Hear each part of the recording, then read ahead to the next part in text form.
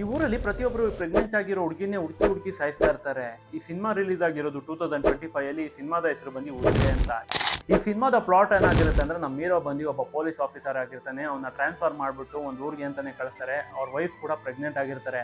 ಆ ಊರಲ್ಲಿ ನೋಡ್ರೆ ಪ್ರೆಗ್ನೆಂಟ್ ಲೇಡಿಗಳೇ ಸಾಯಿಸ್ತಾ ಇರ್ತಾರೆ. ಸಡನ್ ಆಗಿ ಯಾವುದೇ ಲೇಡೀಸ್ ಹತ್ತಲ್ಲೂ ನಮ್ಮ ಹೀರೋ ತಲೆನೇ ಕೆಡ್ಸ್ಕೊಂತಾ ಇರಲ್ಲ. ಕೊನೆಗೆ ಒಂದಿನ ಅನ್ಸುತ್ತೆ, ನನ್ನ ಹೆಂಡತಿ ಕೂಡ ಪ್ರೆಗ್ನೆಂಟ್ ಆಗಿದ್ದಾಳೆ, ನನ್ನ ಹೆಂಡತಿಗೂ ಏನಾರ ಪ್ರಾಬ್ಲಮ್ ಆಗ್ಬೋದು ಅಂತ ತಲೆ ಕೆಡ್ಸ್ಕೊಳೋ ಅಂತ ಹೀರೋ ಅದಾದ್ಮೇಲೆ ಇನ್ವೆಸ್ಟಿಗೇಷನ್ ಶುರು ಮಾಡ್ತಾನೆ. ಅದೇ ಟೈಮಲ್ಲಿ ಇನ್ನೊಬ್ಬ ಹೀರೋ ಚಿಕ್ಕ ವಯಸ್ಸಲ್ಲಿ ಅವ್ರ ಅಮ್ಮಂಗೋಸ್ಕರ ಒಂದು ಕೊಲೆ ಮಾಡಿ ಜೈಲ್ಗೆ ಹೋಗಿ ಆಗ್ತಾನೆ ರಿಲೀಸ್ ಆಗಿ ಬಂದಿರ್ತಾನೆ. ಅವ್ರ ಅಮ್ಮಂಗೆ ತೊಂದರೆ ಕೊಟ್ಟಲ್ಲಿ ಒಬ್ಬನ್ನ ಸಾಯಿಸಿರ್ತಾನೆ, ಇನ್ನೊಬ್ಬನ ಸಾಯಿಸ್ಬೇಕು ಅಂತ ಹುಡುಕ್ತಾ ಇರ್ತಾನೆ.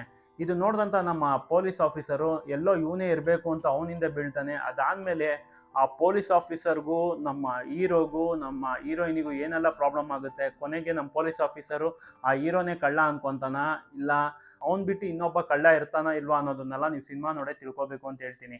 ಈ ಸಿನಿಮಾದ ಪಾಸಿಟಿವ್ ಪಾಯಿಂಟ್ಸ್ ಅಂತ ಬಂತು ಅಂದರೆ ಸ್ಕ್ರೀನ್ ಪ್ಲೇ ಅಂತ ಹೇಳ್ತೀನಿ, ಸಖತ್ತಾಗಿ ಬರ್ಕೊಂಡಿದ್ದಾರೆ. ಸ್ಟೋರಿ ಕೂಡ ಸೂಪರ್ ಆಗಿದೆ. ಇನ್ನು ನೆಗೆಟಿವ್ ಅಂತ ಬಂತು ಮೇಕಿಂಗ್ ಇನ್ನೂ ಚೆನ್ನಾಗಿ ಮಾಡ್ಬೋದಾಯಿತು ಅಂತ ನನಗನ್ಸುತ್ತೆ. ಅದು ಬಿಟ್ಟರೆ ಓವರ್ ಆಲ್ ಒಂದು ಒಳ್ಳೆ ಕನ್ನಡ ಸಿನಿಮಾ ಅಂತ ಹೇಳ್ತೀನಿ. ಈ ಸಿನಿಮಾ ನಿಮ್ಗೆ ಎಲ್ಲಿ ಸಿಗುತ್ತೆ ಅಂದರೆ ಸನ್ ನೆಕ್ಸ್ಟಲ್ಲಿ ಸಿಗುತ್ತೆ. ಯಾರಿಗಾರ ಪರ್ಸ್ನಲಾಗಿ ಬೇಕು ಅಂದರೆ ನನಗೆ ಫಾಲೋ ಮಾಡಿ DM ಮಾಡಿ, ನಾನು ನಿಮಗೆ ಕಳಿಸ್ಕೊಡ್ತೀನಿ. ಇದೇ ಥರ ಮೋರ್ ಇಂಟ್ರೆಸ್ಟಿಂಗ್ ಮೂವೀಸ್ ಮತ್ತು ವೆಬ್ ಸೀರೀಸ್ ತರ್ತಾ ಇರ್ತೀನಿ. ಮರಿದ ನನ್ನ ಪೇಜ್ನ ಫಾಲೋ ಮಾಡಿ ಅಂತ ಹೇಳಕ್ಕೆ ಇಷ್ಟಪಡ್ತೀನಿ ಗೈಸ್. Thank you.